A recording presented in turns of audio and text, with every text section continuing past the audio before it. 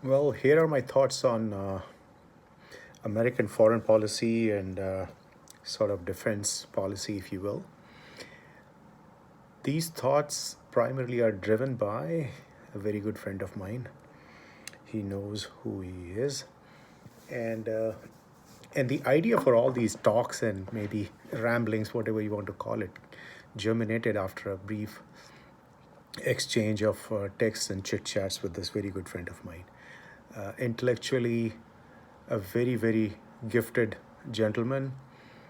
Productivity wise, I don't think anybody I've seen in my close circle who can match his gravitas and sense of productivity, if I may call, and the sheer desire to be excellent in every sphere that he touches. So, kudos to this buddy of mine and sort of encouraging me to put down my thoughts.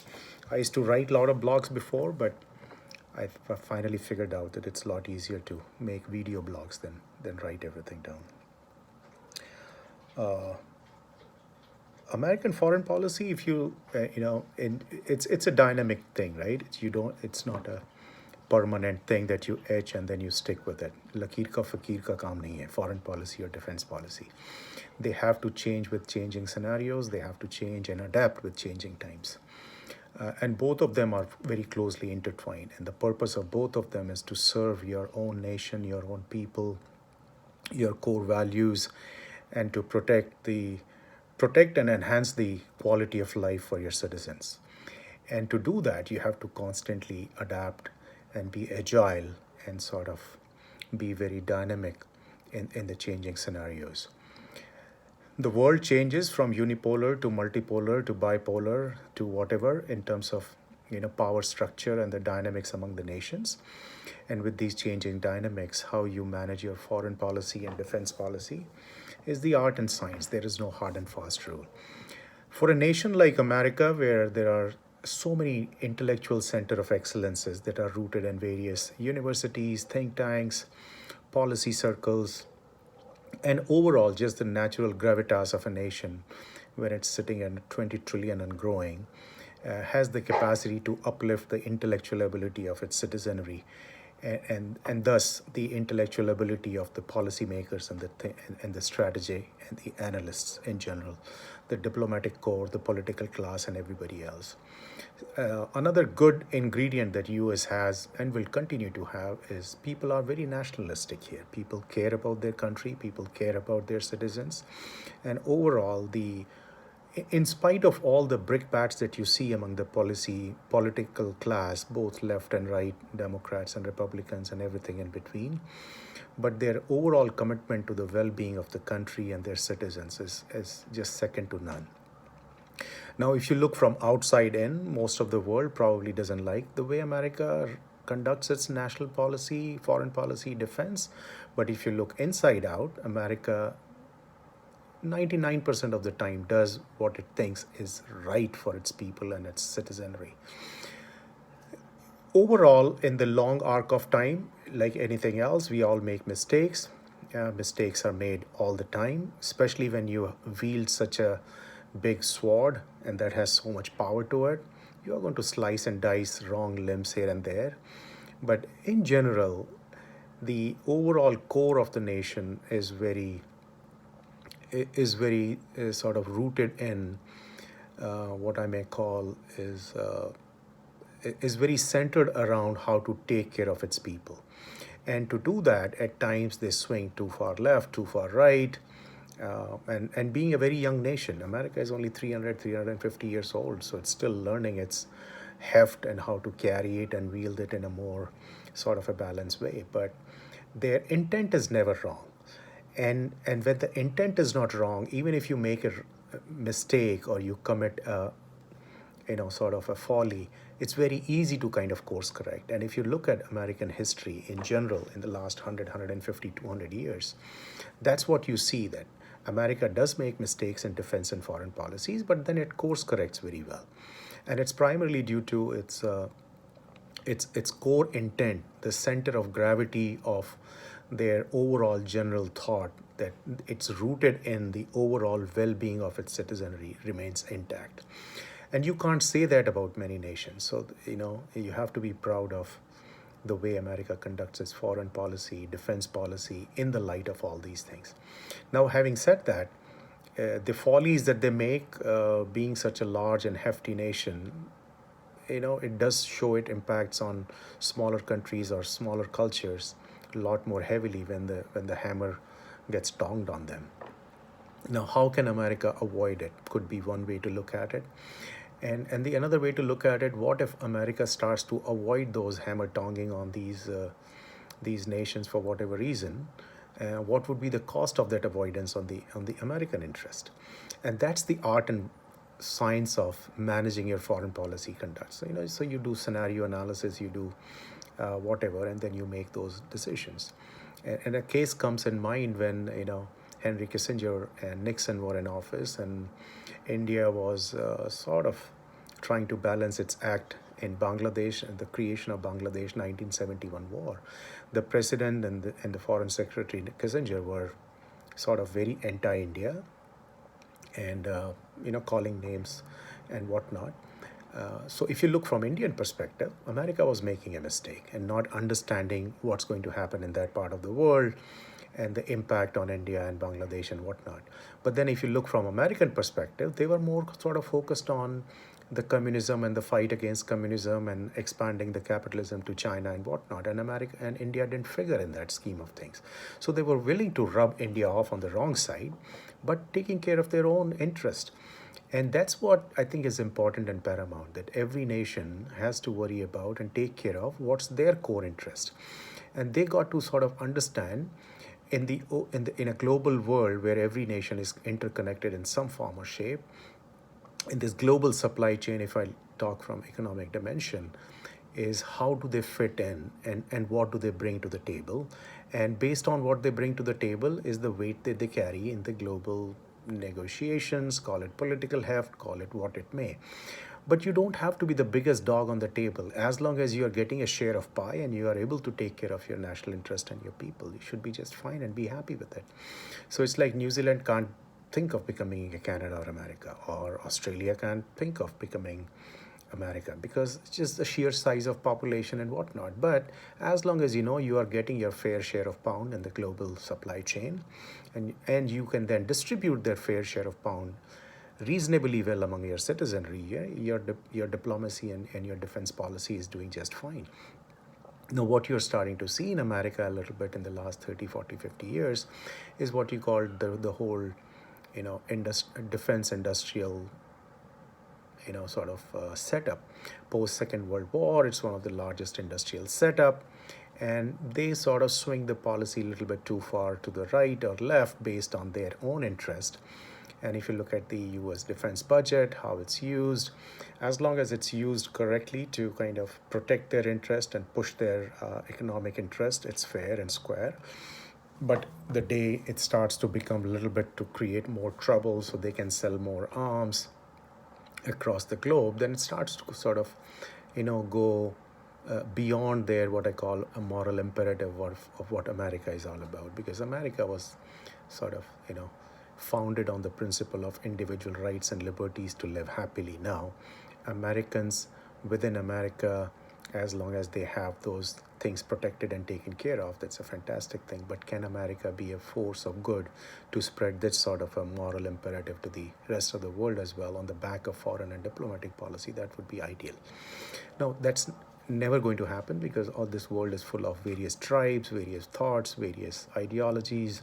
So there are always going to be interests where some societies and nations will probably let American export these virtues. Other societies will block it because they'll see it as a threat for their own,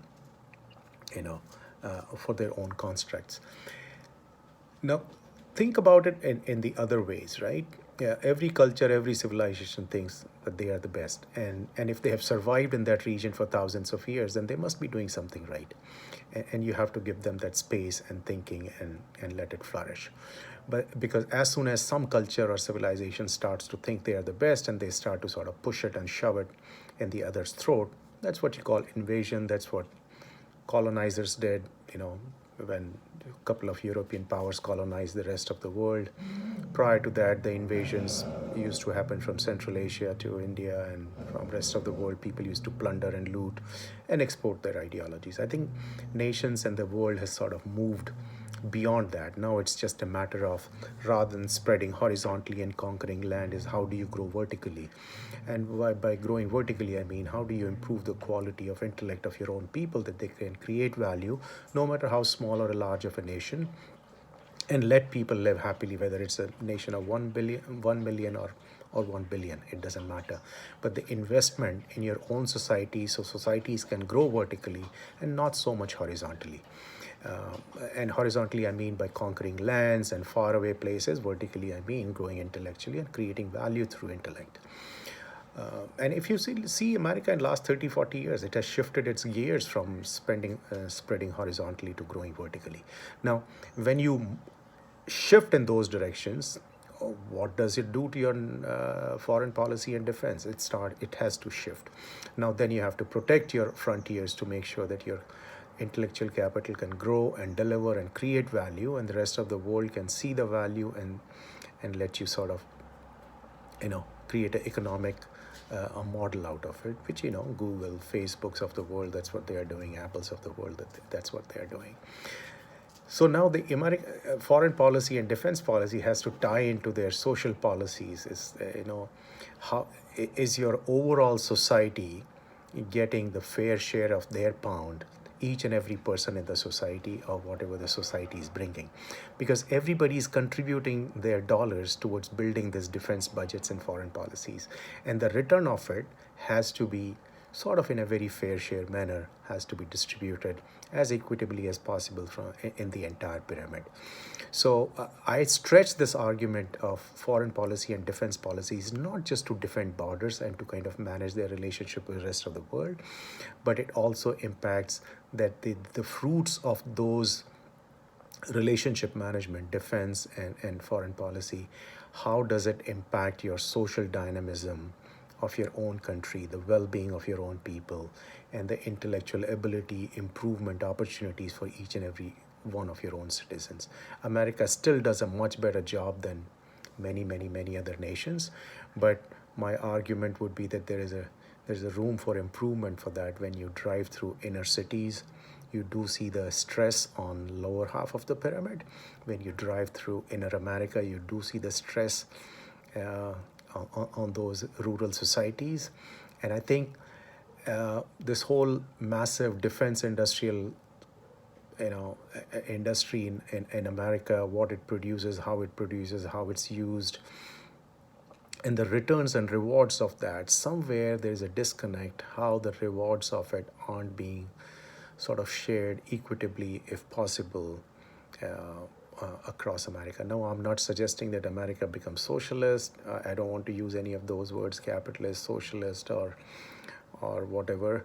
But the model still has to be tweaked across the board to be able to capture the rewards and returns of a very efficient defense and foreign policy that is sort of supported by the tax dollar of each and every individual of this America, and the return of that policy to be able to equitably shared.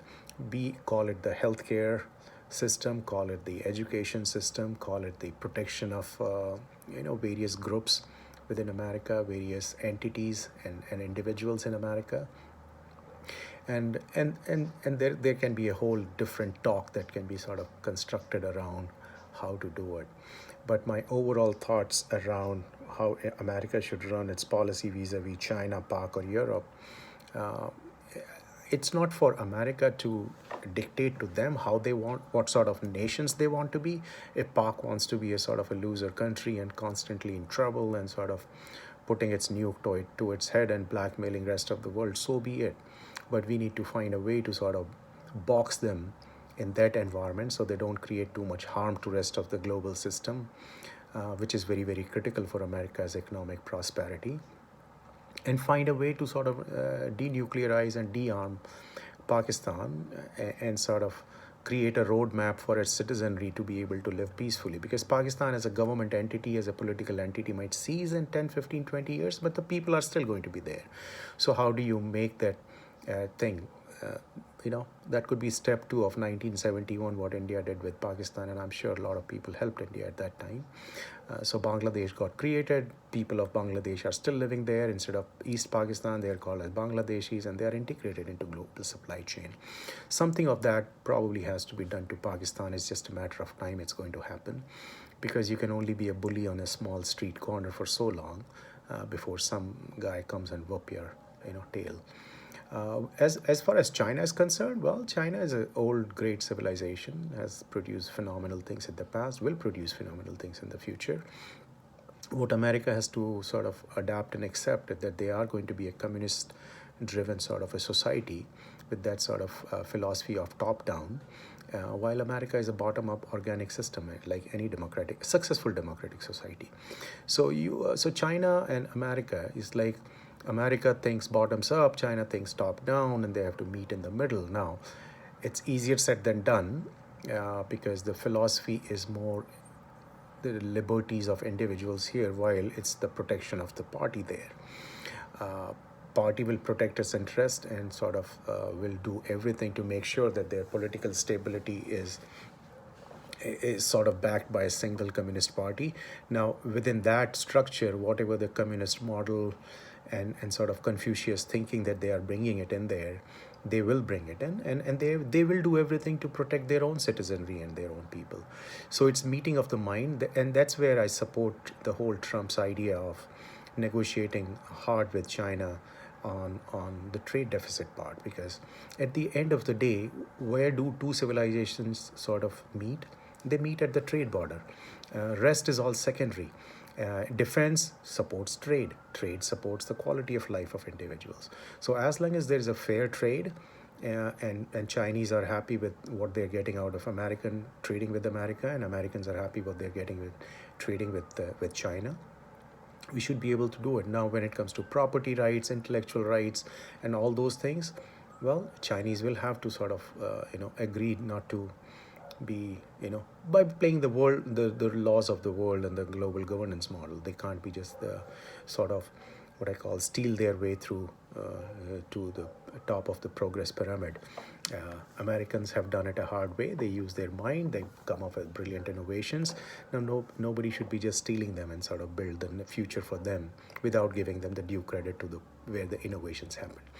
So whatever Trump and his administration is doing vis-a-vis Chinese policy, I'm in sort of total agreement with it. Just your trade policies are an extension of your foreign policy, whether you like it or not. Including America reneging from all these multilateral agreements. I totally agree with it. Finally, we have a president in America who thinks of the bottom of the pyramid. Now, whether he's able to successfully do anything for them, he's working on it, at least, because these things you can't swing overnight. But at least he's changing the thought in the political class, that you just can't be thinking for the people at the top of pyramid and forget at the bottom and get re-elected and live a happy global life. You just can't. No ruler of any country who doesn't think of the bottom half of the pyramid can survive for too long or can build a legacy. So that's where I give credit to Republican Party and to a certain extent to Trump, to pull the Republican Party further right and really sort of opening the eyes of the political class here. The next election will be interesting, but I'm sure the way look at the pseudo-liberals or ultra-liberals are hijacking the Democratic Party, I don't think they stand a chance. I think Trump is going to get re-elected. He'll continue to push the agenda. He'll have the massive support of bulk of Americans to what he's trying to achieve, what he's trying to push. And I think his foreign policy, trade policy, defense policy are lining up pretty well in that regard.